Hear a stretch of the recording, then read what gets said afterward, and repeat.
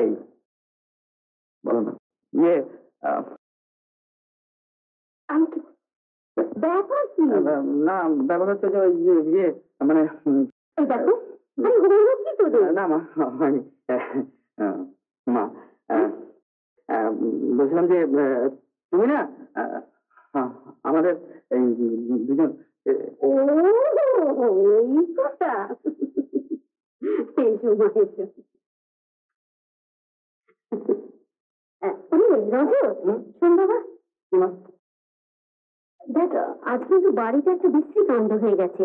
কি কাণ্ড হয়েছে? ওই তোর সেই বন্ধু ওই সুরজিৎ, সে এসেছিল তোর খোঁজে।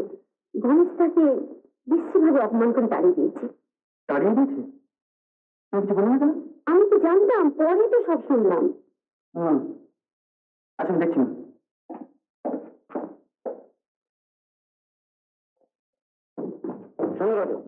কোথাকার কে, তার জন্য তোমার মাথা ঘামাবার দরকার কি? তোমার ভালোর জন্যই, তোমার ভবিষ্যতের জন্যই বলছি রজত, শোনো।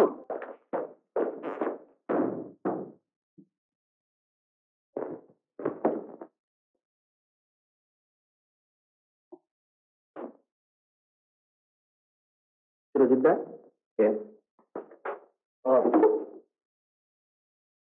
গণেশ বাবুকে যে অপমান করিও বুঝি খুশি হতে পারলেন না, তাই আজ নিজেই এসেছেন? না, গণেশ বাবু যা করেছে তার জন্য আমি ক্ষমা চাইতে এসেছি। ক্ষমা? হ্যাঁ, ওটা তো বড় লোকদের বিলাস। যারা ভাগ্যের সঙ্গে লড়াই করে বাঁচে তাদের অপমান করবার অধিকার সেটা আপনাদের মতো ভাগ্যবানেদেরই আছে। আপনি কি আমাকে ক্ষমা করতে পারবেন? না, আপনি ভাগ্যের বরপুত্র, আপনাদের জাতি আলাদা। কিন্তু নালিশটা ঠিক আপনার বিরুদ্ধে নয় রজত বাবু, নালিশটা আমার ভাগ্যের বিরুদ্ধে। ছোটবেলা থেকে ভাগ্যের লাঠি সেই অবিচারের প্রতিকার করতে চাইছি। প্রতিকার? কতটুকু ক্ষমতা আপনার রজত বাবু? সারা জীবন যে অবিচারের বোঝে আমি বয়ে চলেছি, তার কতটুকু প্রতিকার আপনি করতে পারেন? আজ আমার বাপ নেই, মা নেই, ভাই নেই, বন্ধু নেই, কেউ নেই, কিছু নেই। অথচ একদিন আমার সব ছিল। আজ মনে পড়ে পাটনা এসে আমাদের গরিবের সংসার। পাটনা? হ্যাঁ, আমি তখন 5-6 বছরের শিশু। মনে পড়ে পাশের বাড়ির সেই স্নেহময়ী মাসিমা, যার কাছে একদিন আমাকে রেখে মা আর বাবা কলকাতায় চলে গেলেন।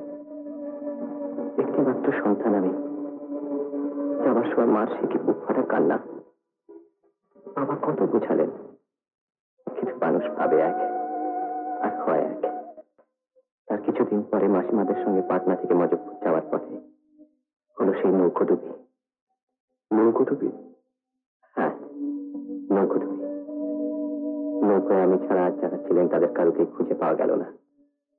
ভাগ্য শুধু বাঁচিয়ে রাখলো আমাকে, বোধহয় নিষ্ঠুর পরিহাস করবার জন্য। সেই থেকে আজ 20টা বছর জীবনের স্রোতে কুটোর মতো ভাসতে ভাসতে এসে পড়েছি কলকাতায়। আজ আমি কোথায়? আমার সেই হারানো মা কোথায়? অতীত আমার কাছে মৃত রজত বাবু। তবুও মাঝে মাঝে মনে পড়ে যায়, স্বপ্নের মধ্যে যেন শুনতে পাই আমাকে ছেড়ে যাওয়ার সময় আমার দুঃখিনী মায়ের সেই করুণ ডাক, বাবুল, বাবুল, বাবুল। তাহলে আপনার নাম কি? হ্যাঁ, আমার ডাক নাম ছিল বাবুল। ভাগ্য, ভাগ্য সে নাম আজ মুছে দিয়েছে। না, মুছে দেয়নি। মানুষের ভগবান মানুষের এত বড় ক্ষতি করতে পারে না। এর প্রতিকার একদিন হবেই।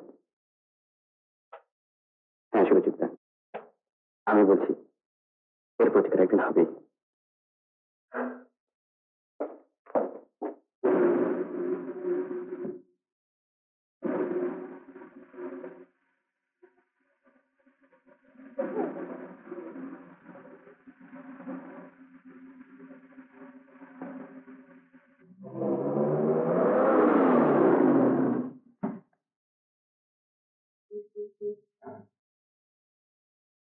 ভাগ্যের এত বড় অবিচার কেন আমি মুখ বুঝে সহ্য করবো? কেন আমি আমার খুশি মতো চলতে পারবো না? বলতে পারেন রজত বাবু?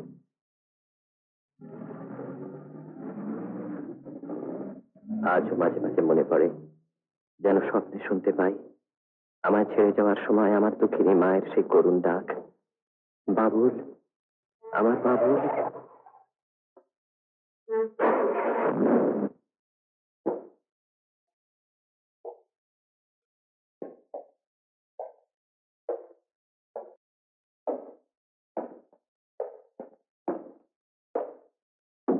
রজত,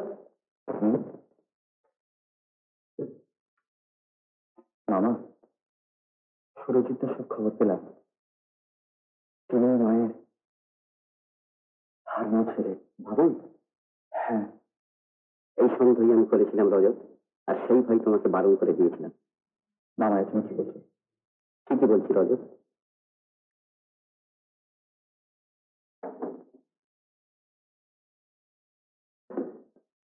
আজ যদি সুরজিৎ এসে এখানে জাঁকিয়ে বসে, তাহলে তোমার অবস্থা কি হবে একবার ভেবে দেখেছো? কিন্তু তার ন্যায্য অধিকার থেকে তাকে বঞ্চিত করবো কোন যুক্তি কি? যুক্তি একটা আছে বলছি। তোমার ঠাকুরদা হরেন মিত্রের একটা কারবার ছিল, তোমার সঙ্গে সঙ্গে সেই কারবারের ভার তিনি আমাদের হাতে দিয়ে যান। সেই ব্যবসা আজ ফেটে ফুলে এত বড় হয়েছে। তুমি যদি এদের প্রশ্ন নাও হতে, তাহলে এই সম্পত্তিতে তোমার অধিকার কার হচ্ছে এতটুকু কম নয়। সুপুত্র,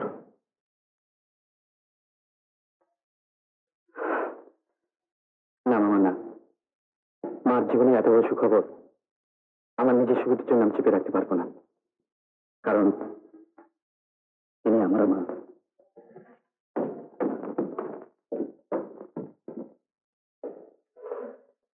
না, দেখো ঝড়ে।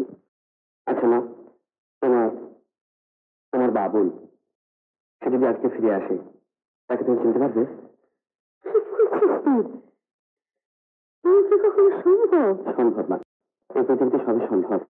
এমনও তো হতে পারে সে বেঁচে আছে। না না, আমি বিশ্বাস করি না। হয় না, হতে পারে না। কেন না? তোমার বাবুল একদিন ফিরে আসবে, তোমাকে মা বলে ডাকবে, এই কথা কখনো তুমি স্বপ্ন ভাবনি? ভাবিনি। মা হয়ে এই কথা বলবো কি করে বাবা?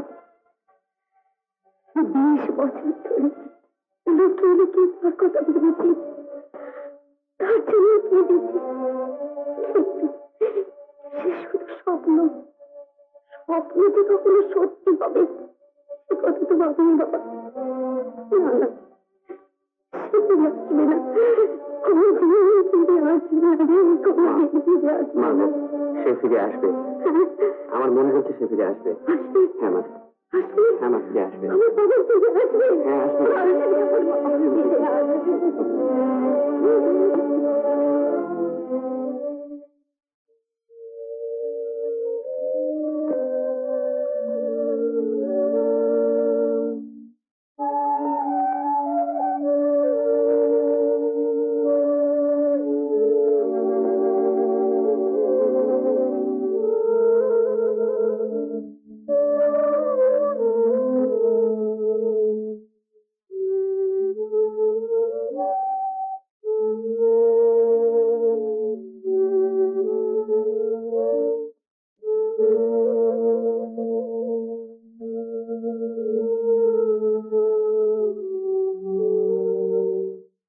এই দুধটুকু খেয়ে নাও।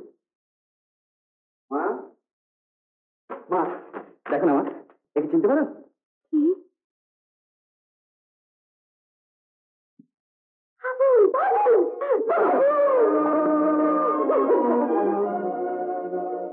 কি বলছো তুমি? হ্যাঁ, আপনাদের বাবুল। অসম্ভব। না না না, না না না, কথা ঠিকই বলেছি। বাবুল, আমার বাবুল। বাবুল, আমার বাবুল। আমাকে নিয়ে মেয়েরা মজা করতে চাচ্ছিলেন, আমার উপর নৌকুডুবি হয়। পরে শুনেছি যে উনি আর স্ত্রী দুজনেই মারা গেছেন। তুমি কোথায় ছিলে? একজন রাস্তায়, সেখান থেকে কলকাতায়, কখনো ফুটপাতে, কখনো পার্কের বেঞ্চিতে, শেষ পর্যন্ত মধুপতি রায়ের কাছে গান বাজনা শিখে। শুনছ শুনছ সৌদাগর, শুনছ? যে সুখে থাকবে বলে একদিন দেবদাসের কাছে হাত পেতে কাছে হারিয়েছিল, তার জন্য এই শহর থেকে নিয়ে বাসা বেড়েছিল। আমার ছেলে, আমার সেই বাবু একদিন এই শহরের রাস্তাতে ঘুরে বেরিয়েছে, কেউ ধরে এক মুষ্টি ভাত দিয়েছে, করেছিল হয়তো তাও ছুটে। আর আমি ভাগ্যের পরিহাস, প্রধানই ভাগ্যের পরিহাস। আর ধরে নেন বাবু, তোমার জীবনে 20টা বছর নষ্ট হয়ে গেছে। শুধু আমারই ভুলে, আমারই দোষে। এইবার সব বুঝে নিয়ে আমার মুক্তি দাও বাবা, মুক্তি দাও। বেশ, তাই হবে বাবা।